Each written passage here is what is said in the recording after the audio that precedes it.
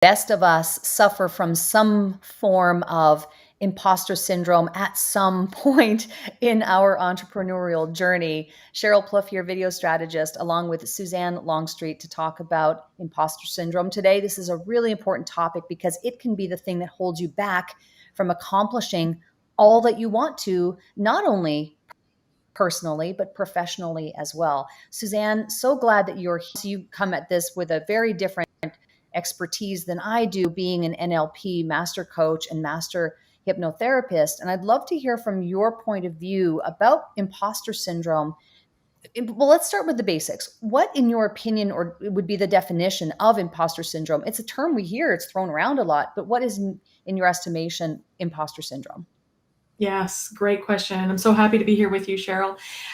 Imposter syndrome affects way too many of us, and research has said up to 82% of people have identified with imposter syndrome at one point in their life. And it has many behaviors underneath it. Things like, I'm not good enough, I don't feel worthy, and even things that you wouldn't think fall underneath it. It needs to be perfect before I'm going to post it on social media. It needs to be perfect before I will show up and do a video with somebody. So all of these behaviors chunk up to look like imposter syndrome. And my definition of it is anytime when you feel like you're going to stop yourself because you're waiting for the guy with the clipboard to come and call you out as a fraud or something like that, you know you're running imposter syndrome. Yeah. And we suffer from that. Or do you agree with the statement that I opened our interview with today, in that we all do suffer from some form of, that's my opinion, but I'd love to know from your perspective. Do we Yeah. all suffer from it to some degree? Yeah, again, that 82% have had something. And the people who don't tend to go to the other spectrum, which is the Dunning-Kruger effect, which is, I can do this. I can do anything. I've done 1 out of the 9 things on that job description. I can do it all. So if you don't have a little bit of imposter syndrome at some point in your life, you are often a little bit overblown, perhaps. Which brings me to the point, is it healthy to have some dose of it? I believe so, and I use it as fuel. This is what I believe is important.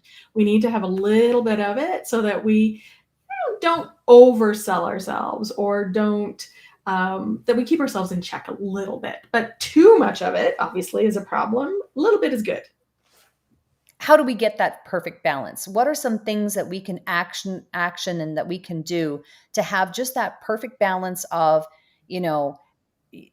imposter syndrome, or whatever we might call the positive side of that, versus letting it overtake us so that it holds us back? How do we achieve that perfect balance? And the thing I like to do and recommend to my clients is recognize it. Just pay attention to those thoughts. Am I doing this because, the need to be perfect. Okay, it has to be perfect before I'm willing to post it on, and I'm staying up and putting too much time into it. Whoa. Is this healthy? Working for me? Or is this imposter syndrome? And when we can label it as, this is imposter syndrome, this is stopping me from getting that post out on LinkedIn, then we can go, okay, just relax into it and go, yeah, oh, there it goes. The imposter syndrome has struck in again. What I would like people to do is not say my and own it, because then we can get into the hypnosis of the diagnosis, right? Meaning that we're taking it on as if we're singularly the only person in the world who feels that way. Is that what you mean? Yeah, it's also, for example, owning it and allowing it to define you. Okay. I am a fraud. I am a perfectionist. I am not good enough. All of that stuff is when we say I have imposter syndrome. It's because of my imposter syndrome. Then what happens is we rely to, it's a crutch. I don't have to do it because I have imposter syndrome. And then we don't get things done. That's But more. if you say, yeah, and if you say, well, okay, so you say, okay, great, I recognize that this is imposter syndrome, and then you say, my imposter syndrome is keeping me from making that post or making that video. That's not healthy either, because then you're saying that you own it. You're identifying. It's part of your identity. We don't want to have that label us. The label is probably the best way to say it, Sheryl. We don't want to label ourselves with that. because it's the language in saying the word my imposter syndrome implies that you're owning it. So what would be the alternative? Is it more about saying, okay, I'm recognizing that this is imposter syndrome, but it's outside of me? Yes, exactly. Okay. Practicing the observer role of sitting there and going, oh, that seems like imposter syndrome. That's not me. That's the imposter syndrome. And therefore, I'm not going to let that dictate my actions. I'm going to do it anyway and show you I'm okay. It's almost like talking to the inner critic as well, like distancing ourselves from that inner voice, that inner critic, the Right. imposter syndrome voice. Mm-hmm. So let me ask you, you personally, I mean, obviously you're an expert at this but you personally are on this interview right now and you're visible, you're getting out there and you're speaking on your subject matter expertise, and that's amazing. But did you ever suffer from that to the point where it kept you and held you back from doing interviews like these? Oh gosh, yes, absolutely. In fact, when I was talking to my colleague Michelle in January, she said, Suzanne, this is a great subject for you. I'd really love you to go out into the world and talk about imposter syndrome, because what had happened is I was in a mastermind of where I was a client, and somebody said, you have imposter syndrome like this, which is just the worst way to find out about it. And I was like, I do not. And as I went in and did the research to do this to prepare for the talk that I was doing way back in January of this year, I went, oh my gosh, I identify with some of these things. And it was healthy. I went, okay, I do identify with some of these things. I can see some of my behaviors as having done this in the past. And what am I going to do? How can I help people if I feel this way myself? Yeah. So let me ask about your work. How the work that you do now, obviously you cover a lot of other symptoms and issues other than imposter syndrome, but I'd love for you to explain a little bit about the work that you do and how you help people. Thank you. I'll share with you is every single symptom of imposter syndrome is something that one of my clients, every single client comes to. They have a component of it because there's multiple things. And I have more information about this. In fact, I've even got a quiz or assessment that people can do on my website to find out what degree they might identify with it or have it, or how it might be stopping them. Because what I've learned, oh, thank you, is what I've absolutely learned in the work that I do and the people that I help is that at some point in time, it has affected people from doing more, being more, or having more. And when that happens, it's time for a mindset adjustment, a mindset shift, so that they can see how it has stopped them in the past, or what has stopped them in the past, how their brain is running a pattern that is not serving them, so that they can move. We can change that, change their neurology, shift their mindset, so they can step into being able to do the action or the task or show up on camera or however that is without that baggage behind them that they don't need anymore. Mhm.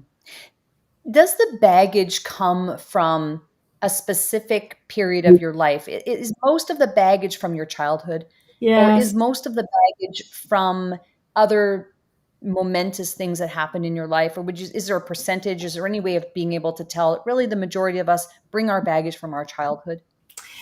So here's the fun thing. I believe that the unconscious mind or the subconscious has had something happen that is almost like a seed, and it always happens before age 7. So childhood, yes. And then, for example, as we go through life, there's the spiral. And so that seed, which was planted, say, at 5, then becomes our unconscious mind is seeking proof that that belief that we had at the age of 5 is true. And so it like the sand of grain of sand in an oyster, it starts to encompass it.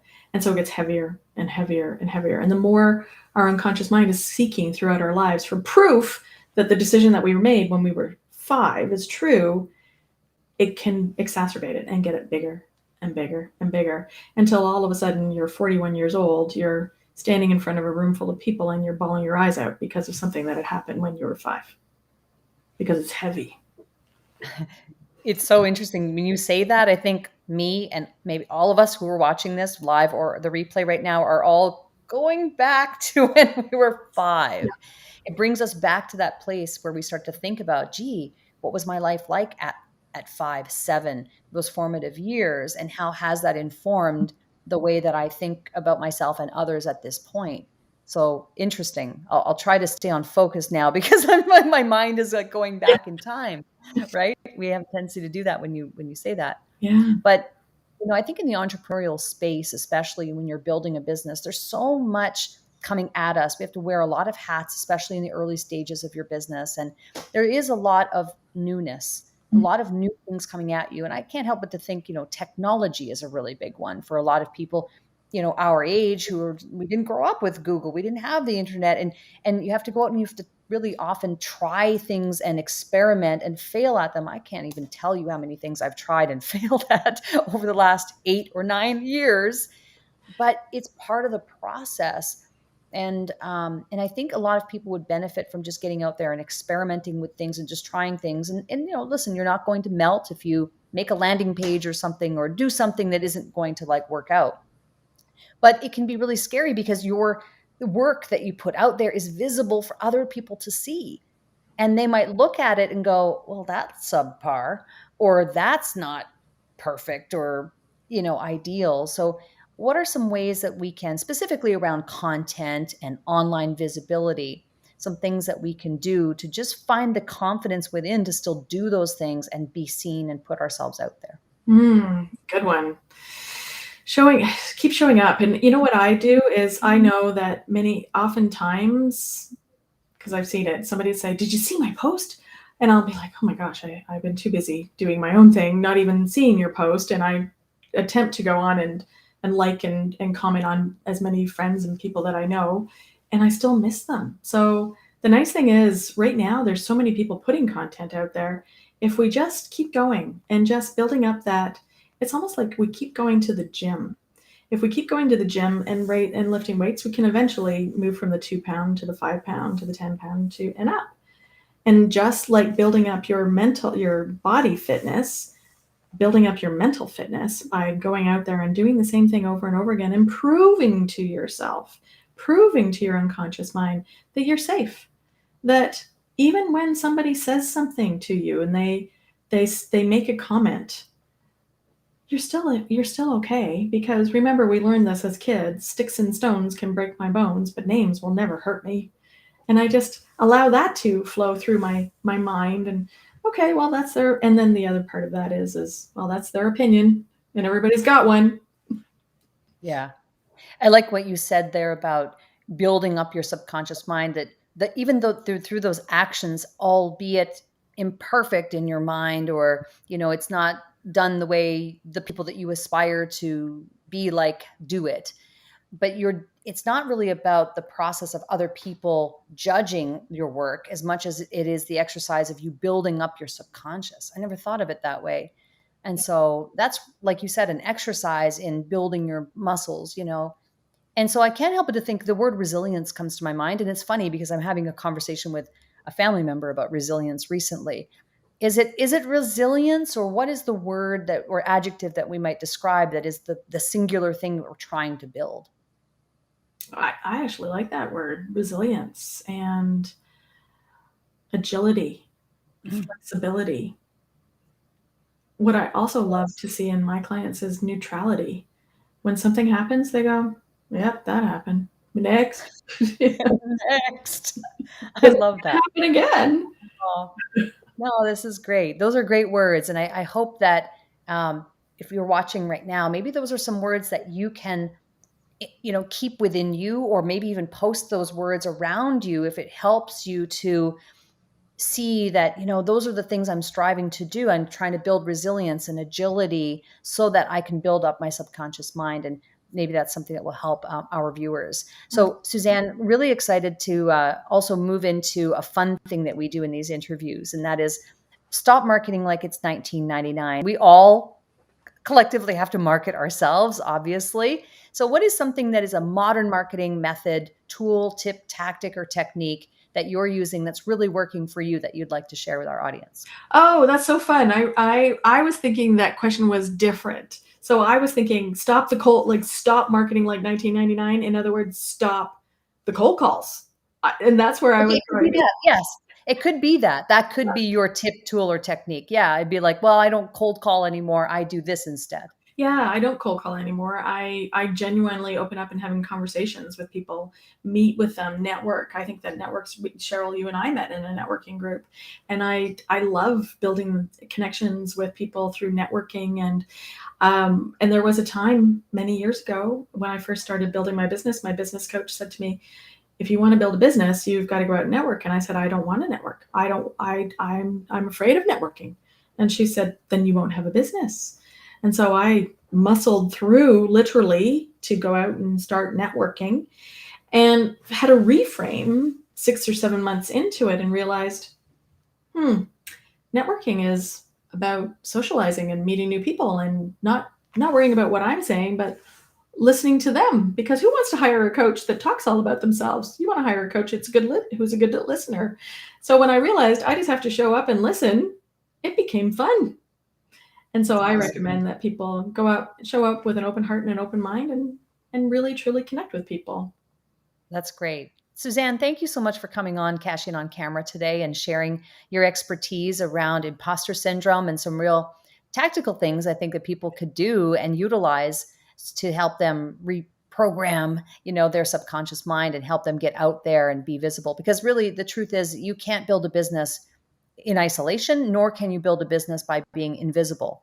If you stay invisible, you will not be able to grow your business. That's just not the world that we live in today. So really appreciate that. Where can people find you? I know I've been showing your website, but tell us verbally where people can find you. Yeah, the best way to find me is if you want to connect, let's book a time on my calendar, book a clarity session, and you can find me at successandclarity.com.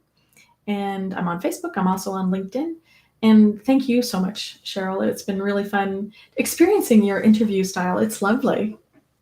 Oh, well, thank you. I appreciate the compliment. Thank you so much. And I look forward to connecting with you. I know we are in networking groups and we'll be connecting again. And I appreciate coming on today. Thank you so much.